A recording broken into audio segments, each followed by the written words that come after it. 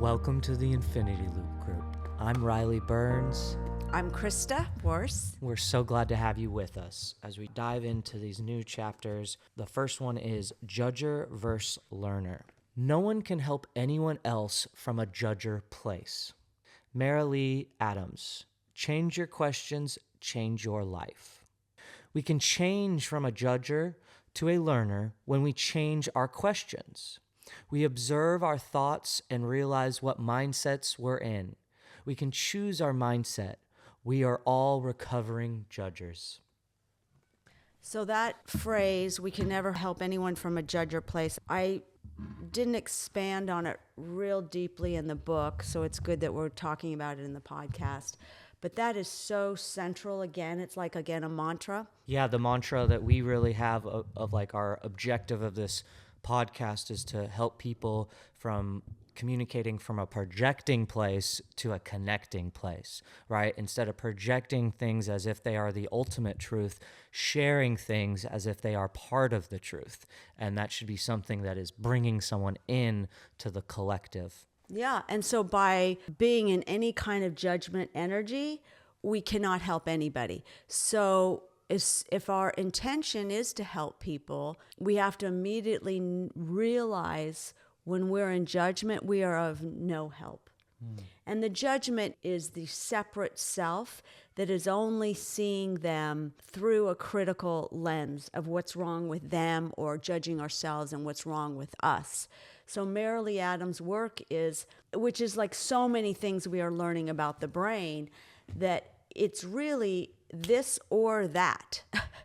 It's you are in a judger or you are a learner. You are in gratitude or you are actually in unhealthy fear. This reminds me of the time when I was taught that we usually judge people based on things that we already don't like about ourselves, right? Like it's a lot of mirroring instead of having the compassion and understanding that we struggle with that thing too, that we're judging them for doing. You go, oh, well, when have I done that? When have I? That's going back to the red pouch and using this as I'm being a judger. How do I get back to the learner? Yeah, and to know, again, the ego is confused and insecure and is always needing, when the ego is not in a good place, in the rightful place, it's always trying to compensate. So it gets these ego hits to feel okay and alive and big of, ooh, I don't like that. That's the aversion that we see in someone, instead of seeing them in the non-dual infinity loop way of, I see the disturbance of what's bothering me, of going, ooh, that's could use some development in that person, and then seeing them again in the second look that is calm and connected and sees someone's humanity and divinity. And we do that by also change, like soon as we're in this critical place, we're in a judger, we go to learner questions, which is curiosity, which is in everything in our lives. It's either critical or curious. So the learner mindset, thoughtful choices, solution-focused, win-win relation. So what that really means, so thoughtful choices. So it's not reactive. It's clear thinking of what are we not seeing, or, what's the bigger picture? Or Well, not just what I want, but what's going to be best for both of us. Yeah, I love it. So what happened is, again, going back to when we were talking, Riley, about like raising kids, it's like, why didn't the backpack get on the hook? And some parent could go, I know exactly why the backpack didn't get on the hook. The kid wasn't paying attention. Well, that's a judger. That's saying you know every single thing that child was feeling, thinking, and they're just rebellious and they just don't want to ever listen to you. Or they could have just had to run to the bathroom. Right. They could have run to the bathroom. Because something can be so simple as, hey, they had to rush to the bathroom and they left it, and maybe they're going to put it on the hook when they get out of the bathroom, And so it's always asking the deeper questions. Yeah. So what happened is that is a learner question. What do I want for both myself and others? You want to feel supported so that you are encouraged to do that right behavior, right? What can I do to make you remember to put that backpack on the hook? We don't want to live in a messy house. How do we encourage those values? Yeah, and it's the separate ego is I need to advocate what I want. This is what I want you to do, and this is what I expect of you to do. That is a judger energy. Instead of going, don't we both want this? Isn't this something you strive for? Don't you want to live in a clean household also? Yeah. Encouraging that value and going, oh, we do have the same value. Let's see if we can find a similar way of getting there. The infinity loop is what does love look like? And it is always connection and not critical. It does not mean you do not have discernment. You very much have discernment. It is the both and, but it is not judgment, which is really different, which is the final say. And the judgment is able to objectify the other person, that you are the person that is keeping me from what I want. And so I can speak to you however I want to, and I can just advocate my point of view and say, you are not doing what I told you again to do. Because as soon as you are putting yourself as the judger, you're putting yourself above that person, right? And so as soon as you see yourself from a higher place, you can do anything to someone that's below you because they aren't as much of a human as you, right? How could they be? Because they are being less considerate than you are, right? It's a very self-fulfilling, Yes. like ego Yes. to be the judger, because instead of acknowledging our own shortcomings, it's so much easier to start picking out other people's, and then you're not doing your own work. You're trying to just put yourself above people, right? It's a lot easier to be above someone when you put them below you instead of doing the work that actually elevates you. And interesting what you said, Riley, about is the self-fulfilling is because the reaction that you're going to get from that person is not going to be the most helpful thing from them. Their ego's going to come up. They're going to be defensive, right? I mean, that to me, because they're going to feel dishonored.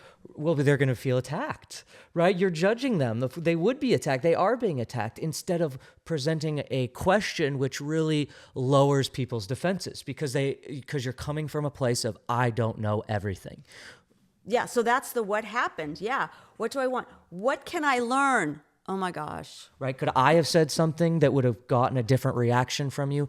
Oh, you lashed out on me. Did I say something that offended you? I'm so sorry. I meant to bring you into the conversation, not put you out of it or attack you with this. Or what can I learn? Meaning the way I communicated what I needed as a boss could have been more clear. Or more loving. Or more loving, respectful, or is contradictory to what someone else told that person to do, or they have a different interpretation. So maybe it is my lack of communication skills that have really contributed to the problem. What assumptions am I making is so important because this is part of our communication skills of this is what I'm seeing, this is how it's making me feel, and from what I'm seeing and how I'm feeling, I'm assuming this. Tell me what I don't know. And now they have to be held responsible for how they're being perceived, because I think the biggest thing as I talk to more and more people is the obliviousness of our ability to understand how we're being perceived. And that is why it's so important to continuously have feedback of this is what I'm seeing, tell me what I'm not. Now they are not attacked. You have presented data and information which is part of your feelings and sight of actions. And now you're going, hey, because of these things, I'm assuming this, but I'm not saying my assumption is 100% correct because I'm ending with a question. What do I not know? Right. And also, how you are being perceived could be filtered through someone else's own trauma and their own kind of maybe even personality disorder or something. And it's able to tease it out and even help them go, yeah, have I ever done that before? Again, going, oh, that's past relationships. That actually, so it's always bringing people more things into the light, out of the shadow. Into the present. Into the present. Right, because so many times we are treating people the worst when we are not being present, when we are thinking about the future or the past. We're thinking about something they did to us, so we're having kind of revengeance, or we're afraid, we're afraid of what they are going to do. So we're having this anxiety or judger mindset. Exactly. What are the facts? Well, Okay. I mean, I think it's very important because we talk about what are the facts and agreeing on the facts, you know, talking about getting back to the point, you know, we have a disagreement, going back to the point where you can agree. You know, sometimes it has to be as much as the words, having the same definition for words, especially in this age of language manipulation. You know, I feel like so many times people are using words to manipulate people and are changing meanings on people. And so that's why what are the facts is so important, and agreeing on the facts, Yeah. and then building from there. That's so good about language too, because we have the chapter about abstraction, language is abstraction, because it's, again, what does ego mean? What does it mean to spiritually bypass? What does it mean, you know, self-love versus narcissistic self-love? What is it's well, what does that mean in the Buddhist tradition? What does that mean in contemplative? What does that mean in New Age religion? And having the skill to go, what does that mean to you? In what frame are you packing that language with? Well, and knowing the difference between a fact and an opinion. You know, there was actually a recent study where 60% of Americans could not identify the difference between a fact and an opinion. So that's becomes even more important to be getting on the same page. Yeah. You know, with like, what is a fact? Yeah. What are they thinking, feeling, and wanting? I got to say something about that. That is the political climate that we are in, because I mean they have proven that these media channels get more views when they are more divisive, and so they want to create that inflammatory response. And that's where we need deep humility in anything we watch, instead of saying, oh, this is what it says. And then we talk as though that is the final say and everybody agrees upon that, or anyone that's sane and loving agrees that that is the final say on blah, blah, blah, blah, blah. Instead of saying it's part of the picture and maybe they're not telling us the whole story. Yeah, yeah. Were you saying, what are they thinking, feeling, and wanting? To me, this is what I'm seeing, this is how I'm making me feel, tell me what I don't know, because that question goes, what are you wanting from your actions, right? Are you wanting a fight with me? Because you came in this household being real rude, seeming like you're trying to start a fight, right? Like Yeah. that's that. And then you go, what happened that's that slowing down and being so present. That's stepping in an infinity loop, because they could just be really mad because of work and they're not really processing. And you're not taking it personally, right? Yeah. That's that stepping out of, most times people are reacting to things that have nothing to do with you. And so to not take it personally, but to go to inquiry can make them feel, be held accountable by how they're acting, but also not attacking them as if they're attacking you. I love it. Am I being responsible? I mean, the responsibility of not escalating the situation. And taking responsibility for everything that I could have co-created in the situation. You said very clearly that you were unable to heal from your trauma till you started taking responsibility for your involvement in it. And I think that is one of the most beautiful things you have ever said, because it really is, no matter how terrible it is, and no matter how much of a victim we are, we play a 0.1% into that role. And as soon as we accept that 0.1% or whatever it may be, we then become in charge of it. And that is when we are able to let it go. And it no longer holds on to us, because it's no longer a thing that happened to you, but a lesson you had to participate in. Yeah, that's a really heavy thing. And when you really see that everything is, like, I do see everything as part of my journey. And Deepak Chopra's great when he says, even though it may not be true, if you live as though you are responsible for everything that ever happens in your life, that is a great place to start from. Because it's empowering. Because I can see all the levers, Riley, that I could have actually taken and turned the dial in and had a different outcome. How many times could you have turned away that wouldn't have put you in that situation? Or like, for example, you could go, okay, it's my trauma that caused me to dissociate that was already built into me. So that was the response that I had that caused me to dissociate. So I left my body, so I didn't have my power. But what I really see, the deeper and deeper I look, is how much even my ego and my emotional dishonesty, which is tied to my false self, because my idealized self doesn't want to acknowledge that I'm angry or whatever. So it was like how, again, my ego was working with my wounds, that was working with my shadow. And if my ego was in a healthier place, a more humble place, that could have changed everything. And it's like, yeah, I'm responsible for that. And, I cared what people thought about me. Do you think if you would have healed from some of your earlier trauma, you probably wouldn't have put yourself in the situation that caused future trauma? Yeah, and it's an interesting thing, and I think I said this before, but Leo still has a friend who he was in the military with, and they both went to Nam, and his friend, he was in combat, so had tons of trauma, and he's always with the VA gone to a psychiatrist and the psychiatrist said there's something that even can reset in your body between this 18 to 20 age that can reset and kind of metabolize a lot of the traumas that you have earlier in life. But because he was saying to him, you went to war at that time, what that did, everything. and that's the 18 to 20 when I was in the cult, which is actually the most common time, the 2-year window, 18 to 20, that people go into cults. And you think what that did, although the beauty of it is it has given me my life's deepest vocation.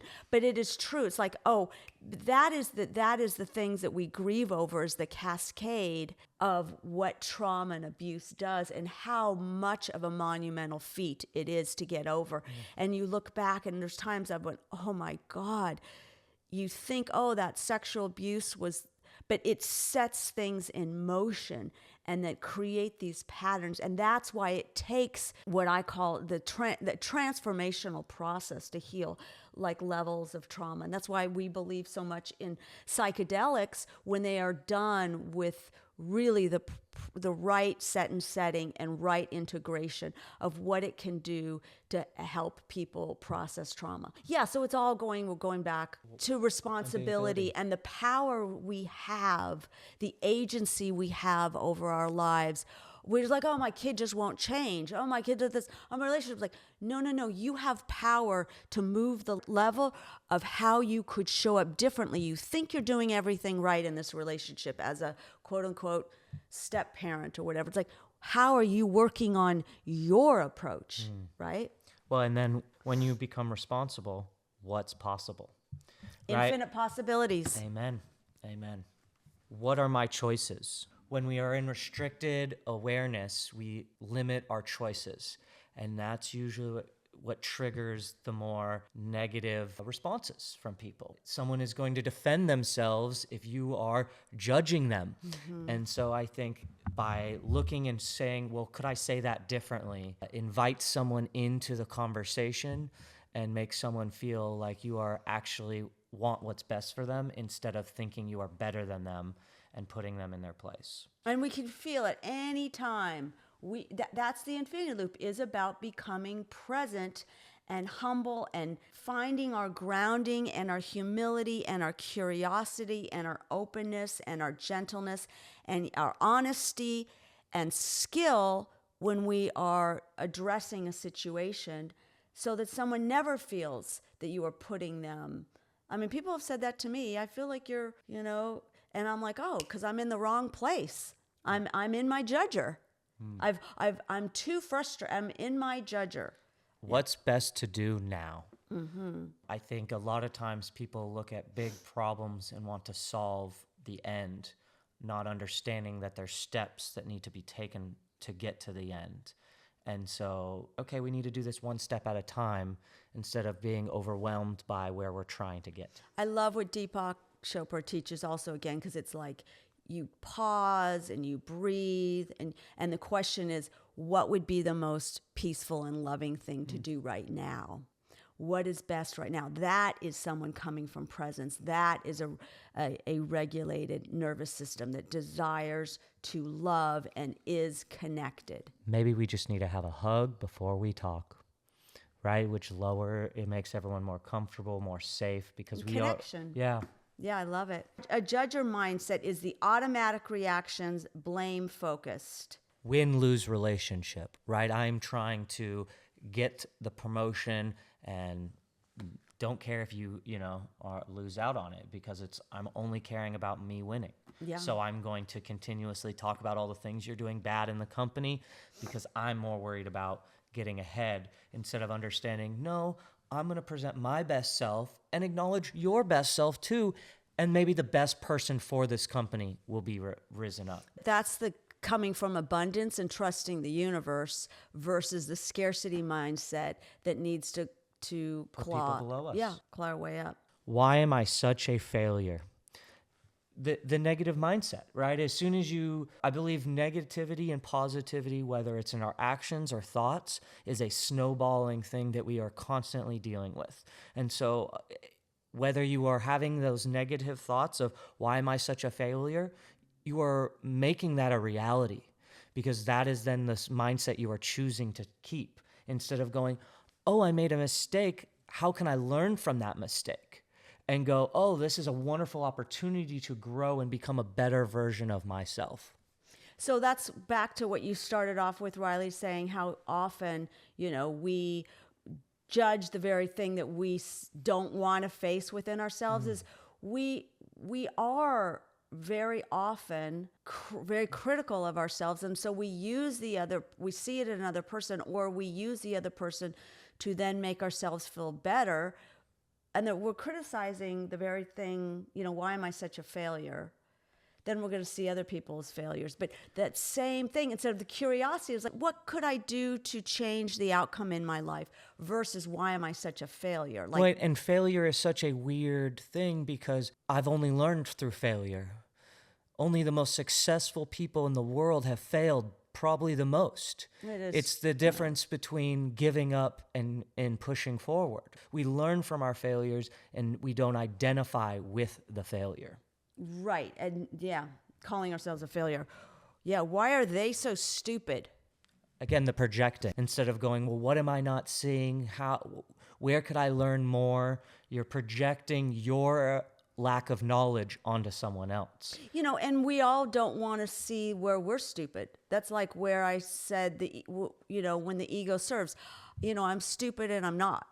Or even in the business set, maybe I taught them wrong.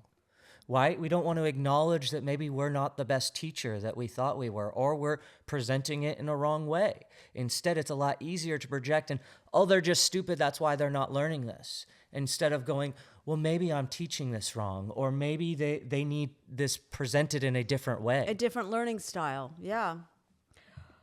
Why bother? Oh, that's a good one. That's the cynical. As if everything's hopeless, as if nothing can change. Oh, they're just like this. Oh, they're always late. Why even bother at mentioning it that they're always late? It's instead of going, well, what can I do to make you be on time? How can I help you be on time?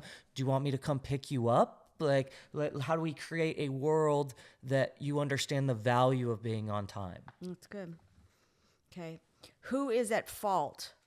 That's that blaming versus when I say at the beginning of the book, this say that. Now say it in different things where you creating transparency and accountability without a culture of blame. It's the constant needing to put people above or below you.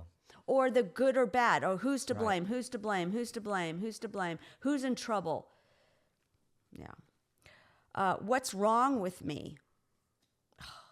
Again, that's that negative mindset that I find that the more negative we think about ourselves, the more negativity we project onto others. So we immediately shift out of being a judger, judging ourselves, to being a learner, going, what's not working in my life, and what could I change differently? How could I do this differently? How could I do this differently? That's a learner. Again, what's wrong with them?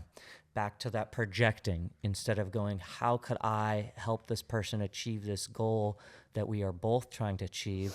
It's, man, they're just so incompetent. They'll never get it, and it's, again, that snowball.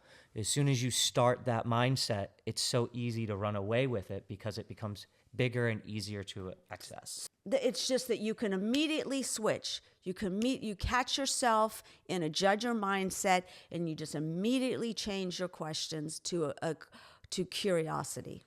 Well, and that's so important about this first question. What's the biggest growth opportunity to having a learner mindset regularly?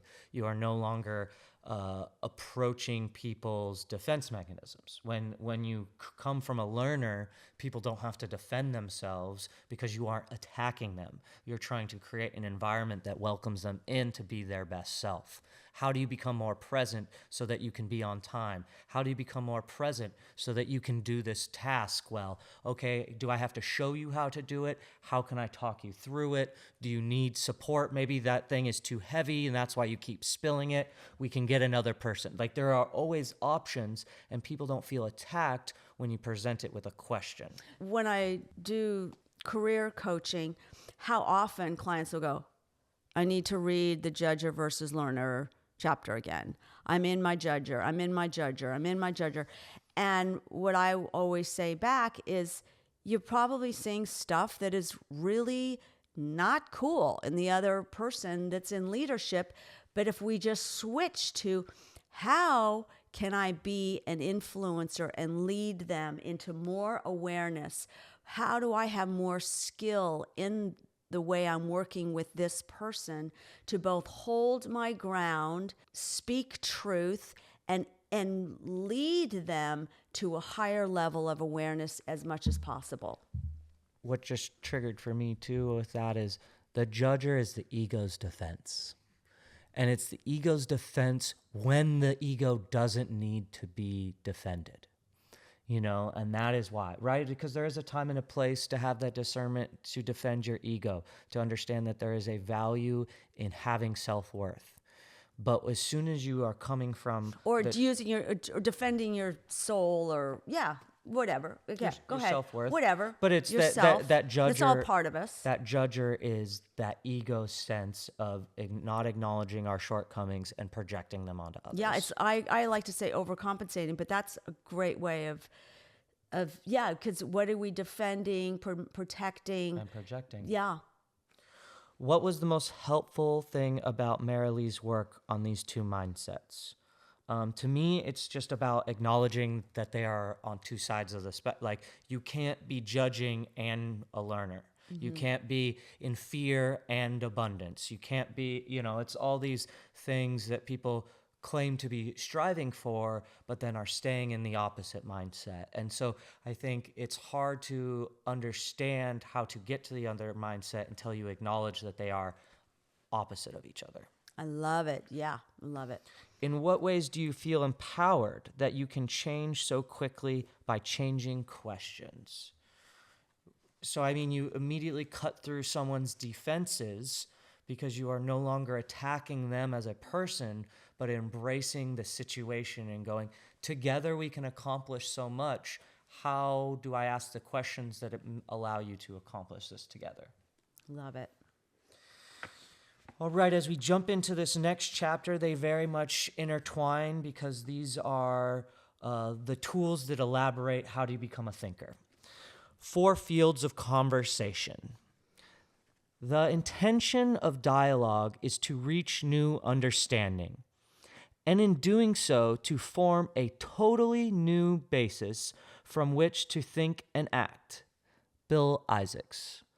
Dialogue, the art of thinking together. So dialogue is foundational to the infinity loop because it's a collaborative way of interacting that brings new possibilities that were never there before, opening up the field to see things that we aren't seeing because it's past our defenses that are so tied to our identity, that are blocks to us thinking together and seeing what we're not seeing and breaking through our assumptions. Well, dialogue always has questions. It doesn't end with statements. I love it. So the compilation of this next section on dialogue came from Bill Isaacs' work, with enormous gratitude to Bill Isaacs. This section will make more sense after we've gone through the next two sections on dialogue. So we'll kind of go back to this after we read those chapters coming in the coming weeks. So we're going to see 4 fields. This is 4 fields of conversation as 4 boxes, okay? So the first 2 boxes, which we're going to say at the bottom, one's called politeness and one is debate. And they are what often we go back and forth between. We spend most of our time in those 2 areas. So we must decide to transcend our attachment to our point of view, realizing we aren't our point of view, to get into box 3, which is inquiry. So we have politeness, and we'll explain what politeness is. It doesn't mean being, quote unquote, just polite. It's very protective of worrying about. I would say a lot of the PC culture is the desire to be polite, where it can actually become one of the most rude things possible because you are limiting someone's ability to communicate. I love it. And then the debate, we know what debate is, which will go into that. Those have their place, but they are non-reflective, okay? So, and then box 3 is inquiry. This is now a reflective learning field. We discover what we don't know. Once we're able to that, we will move to the 4th field, which is generative flow, where we flow between inquiry and advocacy and thinking together. So advocacy is advocating your point of view. So it's balanced. By the time we're in box 4, we are in the place where it's good to then advocate and have inquiry, and it's balanced together. Well, and then the difference between advocacy and projection, right? Advocacy is going, I'm presenting this data, but I am not presenting Very this good. data as if it's the only data, where people project their truth as if it's the only truth. Here's this data. This is the only data you need. This is why I believe this, and you should too. Instead of going, this is what I'm seeing. This is why I believe it. Maybe this will help you understand why I believe it. Do you have more information that would make me believe something else? Cool. So box 3 and 4 are learning and reflective. That's the inquiry and that's generative flow, while box 1 and 2 are not. In the infinity loop, we move to inquiry and generative flow. The other 2 fields are necessary and helpful to uncover issues and create a team spirit and stability. Politeness has a place but won't solve the big problems. Neither will debate. Usually the best debater or strongest personality wins the debate, whether or not the ideas are the best way to go. This usually needs a facilitator until the skills are learned. When we practice the other principles in this book, we do this process much better. This is often what is the leadership and organizational learning. When the team gets together, we learn how to do the 4 fields of conversation, how to dialogue, and then as a facilitator, moving through these different fields. So politeness is shared monologues, which is very often how the world is. I just need I just feel this. And it's just, that's all they're doing, is just sharing their monologue. They're downloading. They're not thinking together. Thinking about it as a pre-thought out response, not a genuine in the present moment response. Yeah. It's characterized by move-follow sequences. No one opposes or bystands, marked by civility, which is learned ways of thinking and acting, pleasantries, complaints, what needs quote-unquote fixing.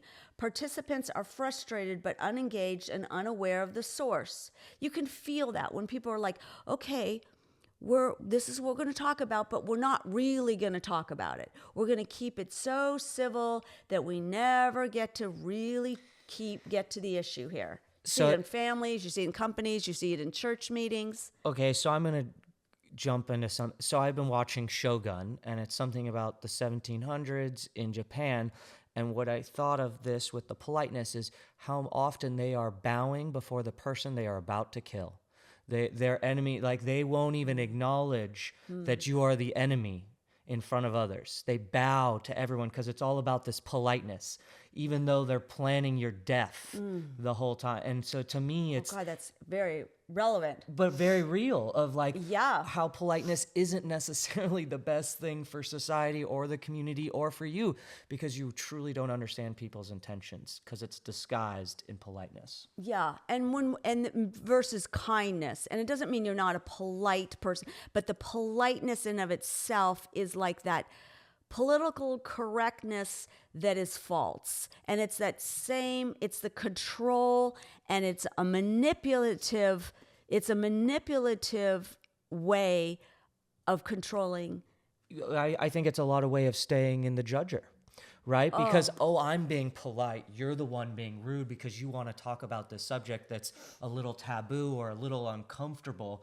I want to stay polite, which now makes me a more evolve, you know what I mean? Whatever they want to do, because they are staying in the politeness, they think they are better than the person that's maybe saying some things, some words that might be not choice or kind words, but they're emotional about the thing that they're trying to solve. Right, that's so good, because dialogue is about opening up to the truth. That's why everything belongs, because debate, which we're going to talk about, people freak out when they get to debate because the truth comes out and there's anger. But people in politeness maybe they have a real problem with conflict, so they never deal with the real issues. And someone who's more comfortable in debate doesn't have that fear, so they're just going to go, you know what, I'm calling bullshit on the way we're doing this, and this is not working, and this is ridiculous and incompetent. People will use politeness to shut down conversations. Right? It is even a tool of control. And to me, that is the most unpolite and unkind thing you can do. To use your guise of politeness. I mean, and that is what they would use in the Shogun of, the politeness is that my son died, so I get 45 days of mourning. Well, now I'm going to plot your death while I'm pretending to mourn of this, the guise of being polite. It's this... using politeness to control people. I'm just thinking about how kind of the old school parenting was that way, where you could never in a healthy way be honest with your parent if your parent was being disrespectful or anything, because it was always go back to the politeness. And the Tao, which is called, it's the acronym, the Adolescent Opportunity, which is our program of developing the adolescent brain, which is like puberty to mid-20s, is the dialogic way that you could speak up to your parents in a very respectful way, but in an honest way, where you didn't have to be shut down, quote unquote, in politeness. You're kind, you're respectful, you're loving, but you're honest. And you use it in inquiry so no one can shut you down back. But that old school, right, of going, quote unquote, to politeness. Okay, where are we in this? Like being polite to your abuser. Like, it's not okay. Yeah. So participants are frustrated and unengaged and unaware of the source. Norms and rules are followed but unexamined. Fear reinforces rule following. Not likely to say what I'm really thinking. What's good for the whole is more important than what's good for the individual. We don't want to upset the apple cart. And that's where it's like used... it should be both. It should be what's good for the whole and what's good for the individual. I mean, I very much believe what's good for the individual is good for the whole, right? There's a lot of times this saying of we should give away our personal freedoms for the betterness of the whole. The betterment, yeah. Yeah, and I would argue it's the other way around. The more free as individuals we are, and the more our individual freedoms are protected, the more the whole can move forward in a more positive, healthy way, because that is empowering the individualness to become a part of the whole, not forcing you to be a part of the whole. That's when it gets cultic in these abstractions that just shut people down. Like going back again to my racism meeting, it was like, you just need to participate and fall the floor so we're all comfortable and we're all, assuaging our white guilt here, versus examining, maybe what we're doing is false and not really helpful. Or like that you're racist because other white people have been racist. Yeah, I mean, it's just, it's having enormous integrity and courage to go to a higher level than just being polite, right? Mm-hmm. So the goal is that we protect participants' image, repress free expression for the good of the whole, save my face and others. God forbid anyone anything ever be exposed, or right. So the field is blaming and non-reflective. Even though you'd think it's not blaming, it is blaming. So to move to field 2, which is debate, there is no one person to blame. We are all responsible and must discover what to do together. Let go of false hopes of manipulating commitment. Isn't that good? Is that clear? Very. Okay, so number 2 is debate and breakdown, which is skillful conversation, meaning debate does go to breakdown. Characterized by move-oppose sequences, participants stake out right and wrong positions, cling to their perceptions, and battle over whose meaning will have more power. Participants seek control. The prospect of endless battling for position is so unappealing that participants retreat back to politeness. It just gets so hot in the kitchen. Yeah. Whoa, that's scary. Oh, we got a little angry there. Ooh, that's too much. We got to go back to politeness. Oh, sorry, right? Well, I had a discussion with someone the other day, and I brought up Maybe more, be on the mic. I brought in more information, and instead of even acknowledging or rebutting that information, they go, well, I was just trying to do what I think is the most nice. And I like to remind him, and everyone often, the pathway to hell is paved in good intentions. Niceness and quote unquote kindness, when you don't have the full picture, is the pathway to hell. Empathy misplaced is not wisdom, right? And is not love. Empathy for someone who is in the wrong, right, is so unhealthy. And it's, again, back to that, I'm choosing to be kind instead of acknowledging and pointing out maybe the role that they played in their own situation that they're complaining about. Yeah, and I would say empathy, meaning we can have empathy for the situation they're in, but empathizing in a place that is in collusion with that person's point of view, and just soothing their own feelings, which could not be based in reality and that are not connected or helpful, or in victim consciousness, right? Yeah. Okay, so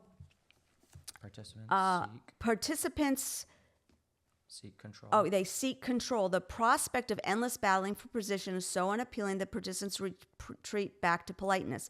Participants sometimes question if things are okay and view coming together as a mistake. Breakdown is quote unquote seen as a crisis. The goal is to skillfully control the discussion and win without upsetting anyone. The field is blaming and non-reflective. So to move to field 3, which is inquiry, we have to cool down the exchange and change the meaning of the trauma, the crisis. View anger and frustration as fuel for change versus symptom of failure. We practice suspension. I am not my point of view. So if the facilitators goes, it's okay to feel anger. It's okay for now the truth to come up, and we have a safe place to talk about what's really wrong or not working in this company or in this family or in this system, in this relationship. So if we know that we have another place to go when we don't have to shoot back to politeness, we can go, okay, now we can go to inquiry. Now the truth has come out. Now we can go into box 3. And that is a reflective dialogue. And that is the shift in how we hold things spiritually from the ego-centered, I am my point of view and all of that anger, to going, I'm going to suspend my point of view. I can still hold my point of view, but I can put it over here to go into a learning mindset. So it's characterized by a spirit of curiosity. Participants are free to explore what is most deeply troubling at a fundamental level, below the surface and the structures that drive their behavior and actions. No one feels compelled to respond, agree, disagree, or take a position. Dynamics change from participants reporting third-person data to reporting first-person data. My process, personal stories, transparency. Do you have any thoughts? Well, I think it's very beautiful and understanding too of how you can bring third-person data into your process, right? I think that can be part of your process, but making it, identifying it, and using it in your life, not just going to these abstract numbers to make my argument. Yeah.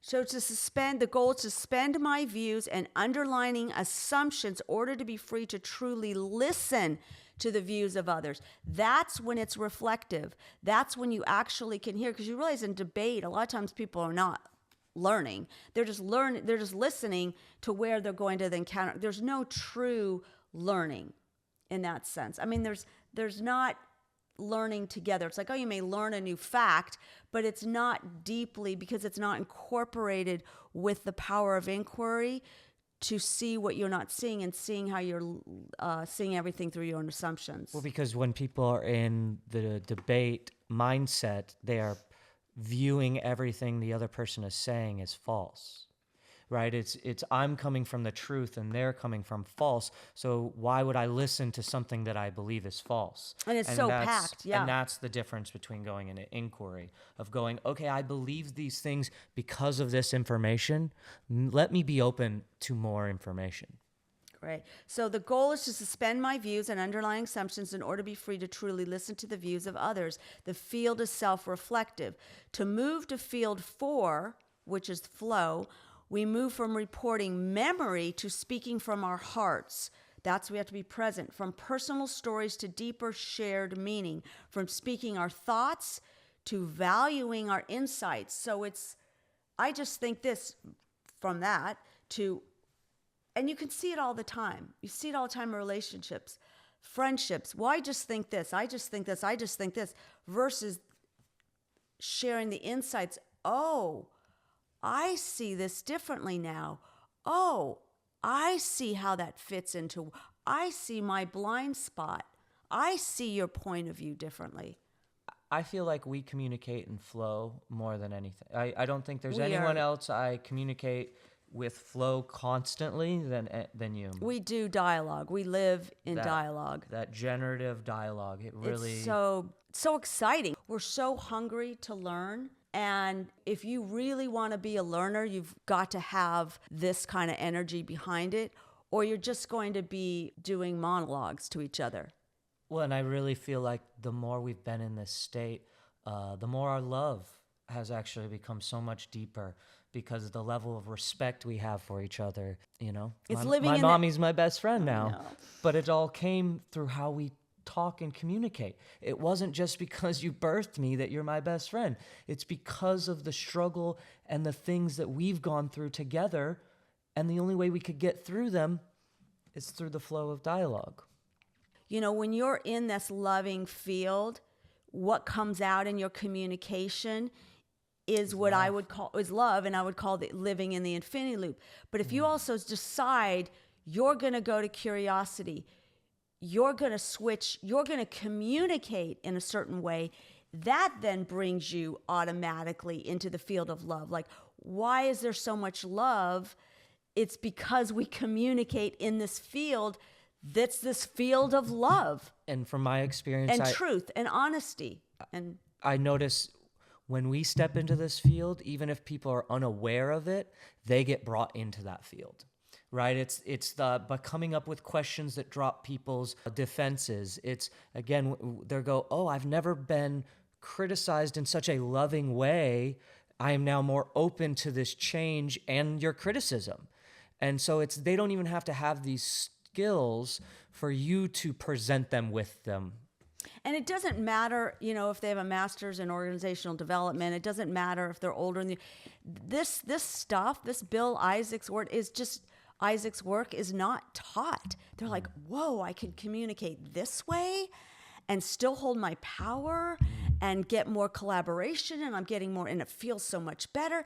And someone that could be so defensive and bitchy because they have to lead with boundaries, and you think that's who they are, and then they just see you do this and you teach this to them, they're like, oh my gosh. And they just like become a different person. And they go, this is who I am. I get to be this loving, sweet self, still look out for myself and not be the bitch. I get to speak in dialogue. What are you seeing? What am I not seeing? Is there a reason? What do you you change your field.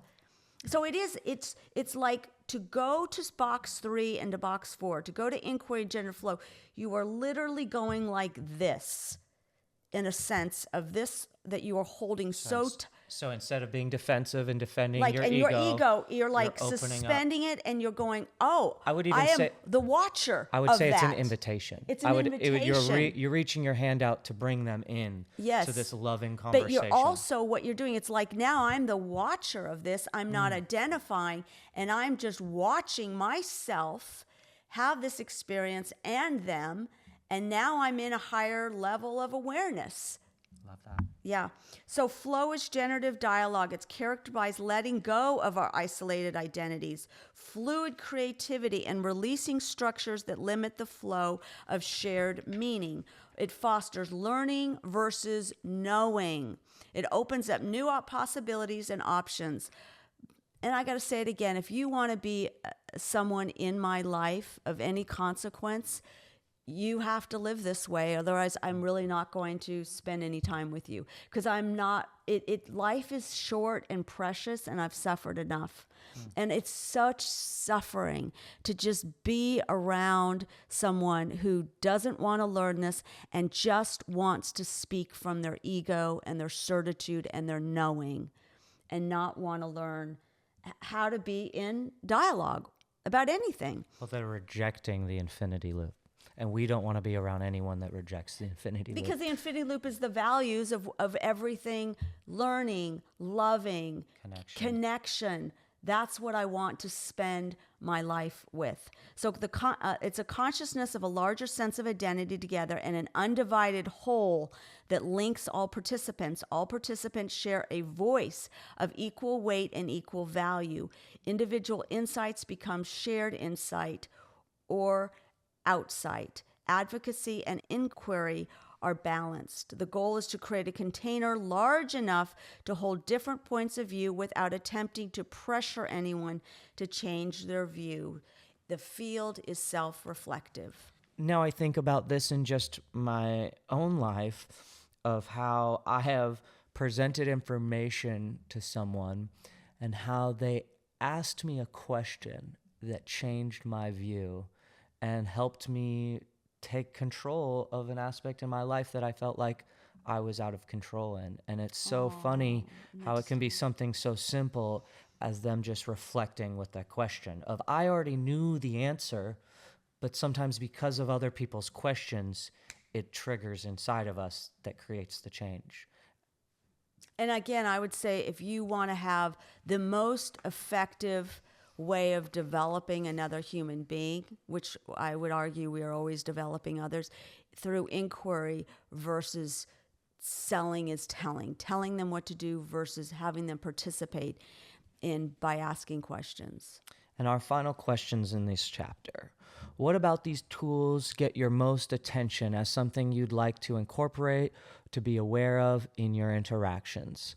For me, it's very much that phrasing, this is what I'm seeing, this is how it's making me feel. From what I'm seeing and how I'm feeling, I'm assuming this. Tell me what I don't know. Because that immediately, to me, is bringing someone into the fourth field. Yeah, because you just went from, it was probably a breakdown in debate, you just went into inquiry. And you went there through transparency. That's beautiful. In what ways do you feel you've been or others you know have been afraid of the heat of debate and gone back to politeness because you didn't know how to move into inquiry as a whole? That's a huge problem in relationships where we just aren't honest. And because we don't want to be mean, we just bite our tongue and we're thinking, God, what a bitch. She is such a, because there's no way to be able to be honest and direct in an effective way to break through. So the heat's too much. It's too much conflict, we think. To me, going back to the politeness is promising a bomb later. Because if something is bothering you and you don't communicate it, it won't stop bothering you just because you chose to be polite. It will fester and come out in a much more dysfunctional way. Thank you. The relationship, all of a sudden you're like, I'm done with this friendship. I mean, how many times I have done that? Like, there's a place for politeness, there's a place for politeness, but that is my weakness, one of my weaknesses. But when I have not dealt with things, and then I'm just like, done. I don't want to encourage people to be rude and always cutting people off, right? I want to live in a polite society, but there is this sense of what you permit is what you promote.